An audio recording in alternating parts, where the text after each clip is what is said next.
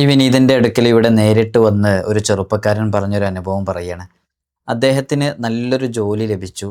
ആ ജോലിക്ക് ഒരുപാട് ആളുകൾ അദ്ദേഹത്തെക്കാളും ക്വാളിഫൈഡ് ആയിട്ടുള്ള ആളുകളൊക്കെ ശ്രമിക്കുകയൊക്കെ ചെയ്തിട്ടുണ്ടായിരുന്നു. പക്ഷേ ജോലി ലഭിക്കാനുള്ള ഭാഗ്യം ഉണ്ടായത് ഇദ്ദേഹത്തിനാണ്. അങ്ങനെ ആ ജോലി ലഭിച്ചതിന് ശേഷം എങ്ങനെയെങ്കിലും ഇയാളെ പുറന്തള്ളിയിട്ട് ഇതിനു മുമ്പ് ജോലിക്ക് ട്രൈ ചെയ്തിരുന്ന, വർഷങ്ങളായിട്ട് അതിനു വേണ്ടി ശ്രമിച്ചിരുന്നവർ ഒരുപാട് കുറ്റങ്ങളും കുറവുകളും പോരായ്മകളും ആ കമ്പനിയിലുള്ള ആളുകളോടൊക്കെ പറഞ്ഞ് ഇയാളെ പുറത്ത് ചാടിക്കാനുള്ള ഒരു ശ്രമം നടത്തിക്കൊണ്ടിരിക്കുന്നു. നേരിട്ട് കാണുമ്പോൾ ചിരിച്ചുകൊണ്ടും പുഞ്ചിരിച്ചുകൊണ്ടും സംസാരിക്കുന്നു. നല്ല ഫ്രണ്ട്സാണെന്നുള്ള കാര്യങ്ങളൊക്കെ വരുത്തി വെക്കുന്നു. പക്ഷേ എന്നെക്കുറിച്ചുള്ള കുറ്റങ്ങളും മറ്റുമൊക്കെ കമ്പനിയിലുള്ള ആളുകളോടും എൻ്റെ കൂടെ വർക്ക് ചെയ്യുന്ന ആളുകളോടൊക്കെ പറഞ്ഞ് എന്നെ മാനസികമായിട്ട് വല്ലാതെ തളർത്തിക്കൊണ്ടിരിക്കുന്നു. ഞാനെന്താണ് ഇതിന് ചെയ്യേണ്ടതെന്നുള്ളത്.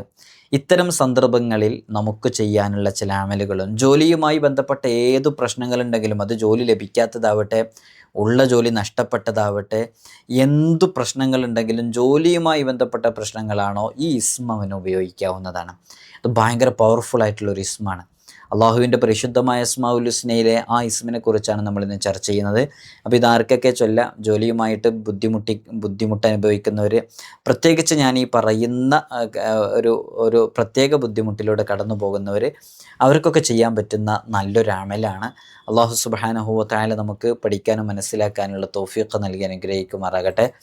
വിഷയത്തിലേക്ക് പ്രവേശിക്കുന്നതിൻ്റെ മുമ്പ് എല്ലാ ദിവസവും സൂചിപ്പിക്കാറുള്ളത് പോലെ തന്നെ നേരിട്ട് കാണാനുള്ള ഡേറ്റ് ചൊവ്വാഴ്ചകളിൽ മാത്രമാണ്.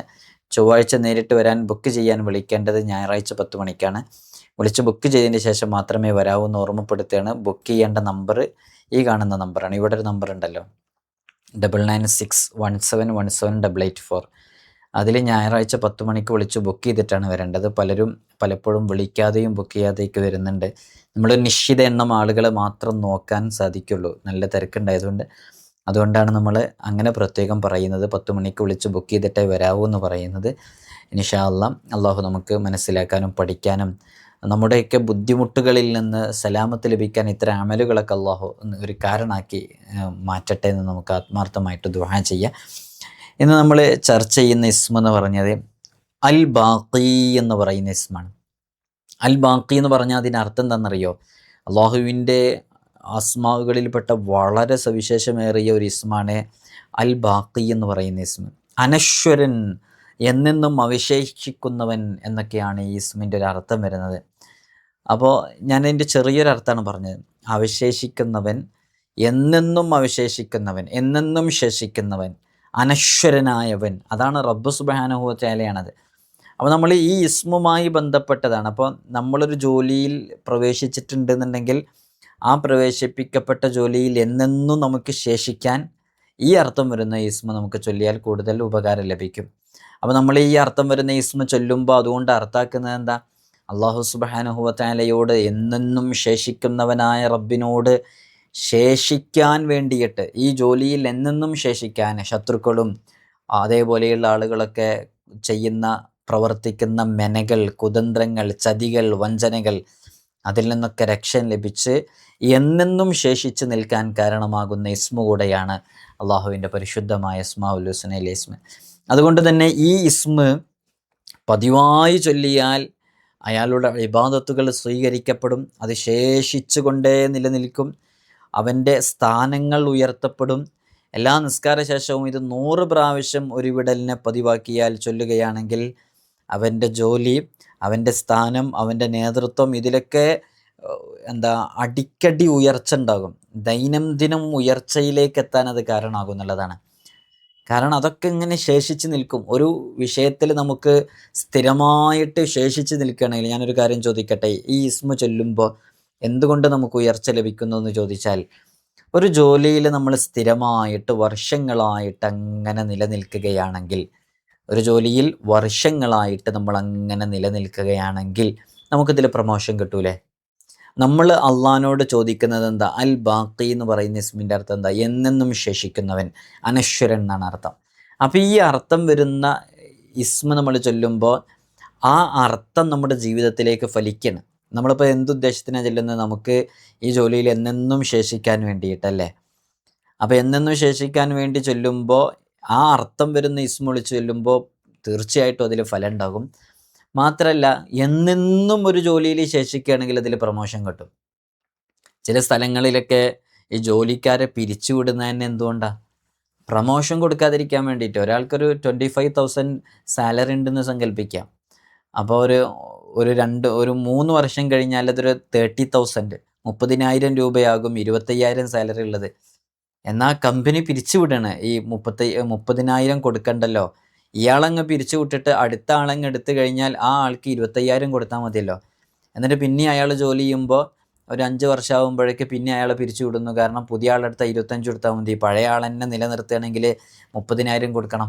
അപ്പോൾ ഇങ്ങനെ ഒരു പ്രതിസന്ധിയിൽ നിന്ന് രക്ഷപ്പെടാനും എന്നെന്നും ശേഷിച്ചൊരു ജോലിയിൽ നിൽക്കുക എന്ന് പറയുന്നത് അത് പ്രമോഷൻ കിട്ടാൻ കാരണമാകും. നിങ്ങളുടെയൊക്കെ ജീവിതത്തിൽ നോക്കിയാൽ മനസ്സിലാകും, നമുക്കതിലൊരു നല്ലൊരു മാനസിക സംതൃപ്തിയും കൂടി കിട്ടും എന്നുള്ളതാണ്. അപ്പോൾ ഈ ഇസ്മ സ്ഥിരമായിട്ട് പതിവാക്കുകയാണെങ്കിൽ അവൻ്റെ ഇബാദത്തുകൾ സ്വീകരിക്കപ്പെടും, പദവികൾ ഉയർത്തപ്പെടും. എല്ലാ നിസ്കാര ശേഷം 100 പ്രാവശ്യം ഇത് ചൊല്ലലിനെ പതിവാക്കുകയാണെങ്കിൽ അവൻ്റെ ജോലി, അവൻ്റെ പദവി, അവൻ്റെ നേതൃത്വം ഇതിലൊക്കെ ദൈനംദിനം ഉയർച്ചയുണ്ടാകും എന്നുള്ളതാണ്. ലോകം മുഴുവനും ഒത്ത് ശ്രമിച്ചാലും അവന് താഴെ ഇറക്കാൻ കഴിയൂല ആ ജോലിയിൽ നിന്ന്, അവൻ ഇടപെടുന്ന മേഖലയിൽ നിന്ന്, അവൻ പ്രവർത്തിച്ചു കൊണ്ടിരിക്കുന്ന ആ പ്രവർത്തനത്തിൽ നിന്ന് അവനൊരിക്കലും ഒരാൾക്കും തകർക്കാൻ കഴിയില്ല. ഞാൻ തുടക്കത്തിൽ പറഞ്ഞ പോലെ ഒരുപാട് ആളുകൾ ഒരു ജോലിക്ക് വേണ്ടി ശ്രമിച്ചിട്ടുണ്ടാവും. പക്ഷേ നമ്മളെക്കാളും ക്വാളിഫൈഡ് ആയിട്ടുള്ള, എഡ്യൂക്കേറ്റഡ് ആയിട്ടുള്ള, സ്കില്ലുള്ള ആളുകൾക്ക് ചിലപ്പോൾ കിട്ടിയിട്ടുണ്ടാവില്ല. കമ്പനിയുടെ ഇൻ്റർവ്യൂ ചെയ്തപ്പോൾ നമ്മളായിരിക്കും കിട്ടിയിട്ടുണ്ടാകാം. ഇതിപ്പോൾ ഒരു കമ്പനി ബേസിലാണെങ്കിലും നാട്ടിൻ പുറങ്ങളിൽ എന്തെങ്കിലുമൊക്കെ ജോലി ചെയ്യുന്ന ആളാണെങ്കിൽ ഒരു ഷോപ്പിലേക്കുള്ള ജോലി തേടിയ സമയത്ത്, ജോലിക്ക് ശ്രമിച്ച സമയത്ത് ബാക്കിയുള്ളവർക്ക് കിട്ടാതെ നമുക്ക് കിട്ടുമ്പോഴുള്ള സാഹചര്യമൊക്കെയാണ്. അപ്പോൾ നമ്മളെങ്ങനെയെങ്കിലും അവിടുന്ന് പുറന്തള്ളിച്ച് ആ ജോലിയിലേക്ക് കയറണം എന്ന് ആഗ്രഹിക്കുന്ന ഒരുപാട് ആളുകളുണ്ടാകും. അങ്ങനെ നിനക്കെതിരെ നിങ്ങൾക്കെതിരെ ആര് പ്രവർത്തിച്ചാലും, ലോകം മുഴുവനും ഒത്തു ശ്രമിച്ചാലും ഈ ഇസ്മ പതിവാക്കിയ ആളാണോ അവനെ പടിയിറക്കാൻ കഴിയൂല. അള്ളാഹുവിൻ്റെ പരിശുദ്ധമായ അസ്മാഉൽ ഹുസ്നയിലെ യാ ബാഖി യാ അള്ളാഹ് എന്ന് പറയുന്ന ഇസ്മ ചൊല്ലിയാൽ മതി. ഭയങ്കര പവർഫുള്ളാണ്. ചില ഇസ്മുകളൊക്കെ അങ്ങനെയാണ്. ഈ ഇസ്മുകളൊക്കെ ചൊല്ലുമ്പോൾ എന്തുകൊണ്ടാണ് ഇങ്ങനെ ഫലം കിട്ടുന്നതെന്നറിയോ? അസ്മാഉൽ ഹുസ്ന എന്ന് പറയുന്നത് ഭയങ്കര പവർഫുൾ ആയിട്ടുള്ള ഒരു സംഭവമാണ്. അസ്മാഉൽ ഹുസ്ന എന്ന് പറഞ്ഞാൽ ഈ അസ്മാഉൽ ഹുസ്ന വളരെ കൃത്യം, അതിൻ്റെ അസ്മാഉൽ ഹുസ്നയിൽ ഓരോ അക്ഷരങ്ങൾ അതിനൊക്കെ ഒരു പ്രത്യേക പവർ ഉണ്ട് എന്നുള്ളതാണ്. ഇനി അതിനൊക്കെ പവർ ഉണ്ടോ എന്ന് മനസ്സിൽ ചിന്തിക്കുന്നവരോട് ചോദിക്കട്ടെ, ഇത് ഈ ലോകത്തിൻ്റെ അധിപൻ്റെ നാമങ്ങളാണ്.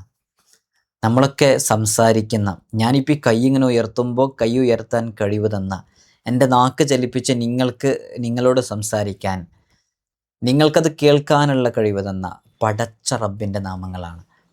ആ ഇസ്മിന് പവറില്ല എന്നാണോ പറയുന്നത്? പവർഫുള്ളാണ് ആ ഇസ്മ.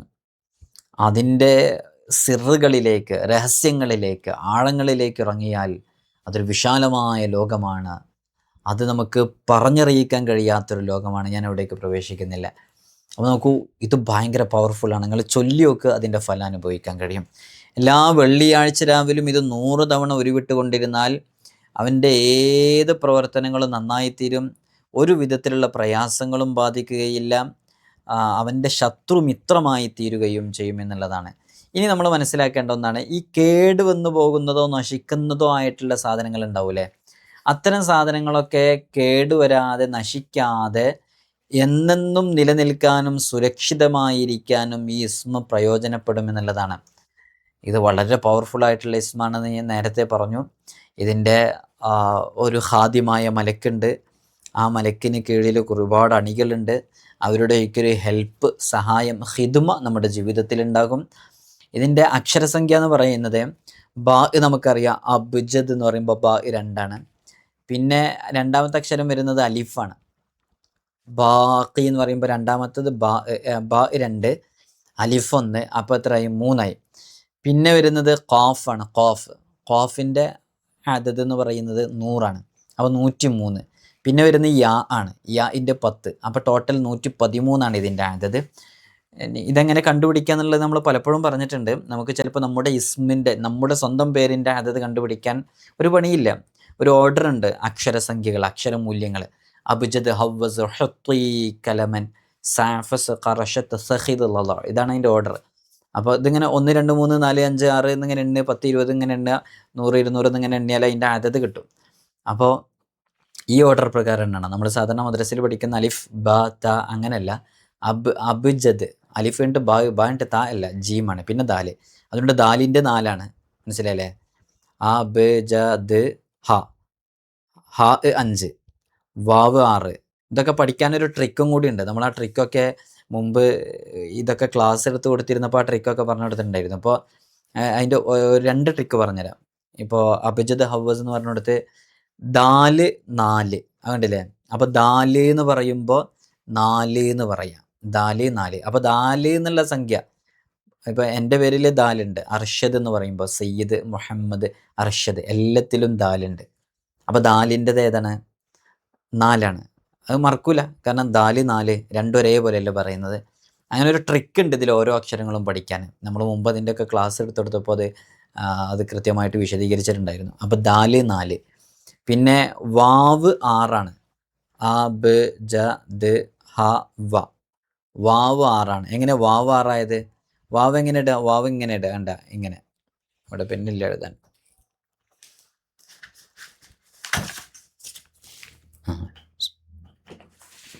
വാവിൻ്റെ വാവ് 6ആയത് എങ്ങനെ? ഇപ്പോൾ വാവ് ഇങ്ങനെ എഴുതുക, കണ്ട വാവ് ഇവിടെ കാണുന്നുണ്ടറിയില്ല.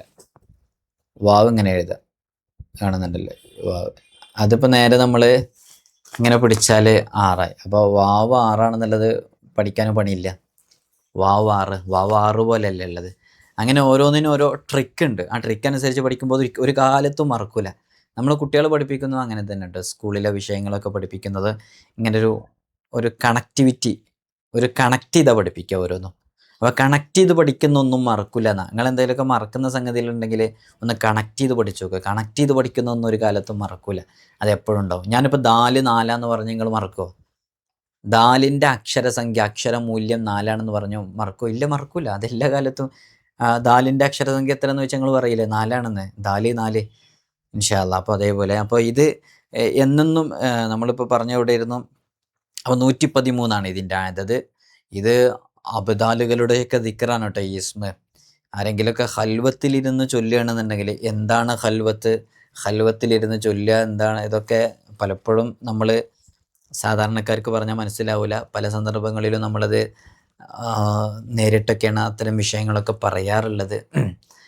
ഇൻഷാ അല്ലാഹ്. എന്നാലും ചെറിയ രൂപത്തിലൊക്കെ അതൊരു ഒരു പ്രത്യേക അവസരവും സാഹചര്യവും ഒക്കെയാണ്. എല്ലാവർക്കും സാധിക്കാത്തൊരു സംഭവമാണ്.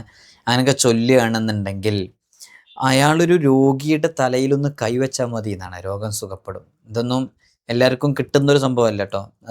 ഒരു ഹൽവ എന്നൊക്കെ പറയുന്ന ഒരു മർത്തബയിലേക്കൊക്കെ എത്തണം. ഇൻഷാ അല്ലാഹ് ഇതിൻ്റെ ആദതനുസരിച്ച് ചൊല്ലുക. നമ്മുടെ ആവശ്യങ്ങളൊക്കെ അള്ളാഹിനോട് ചോദിക്കുക. അള്ളാഹു പൂർത്തീകരിച്ചിട്ട് നിങ്ങളൊക്കെ ദുആ ചെയ്യണം. അസ്സലാമു അലൈക്കും വറഹ്മത്തുള്ളാഹി.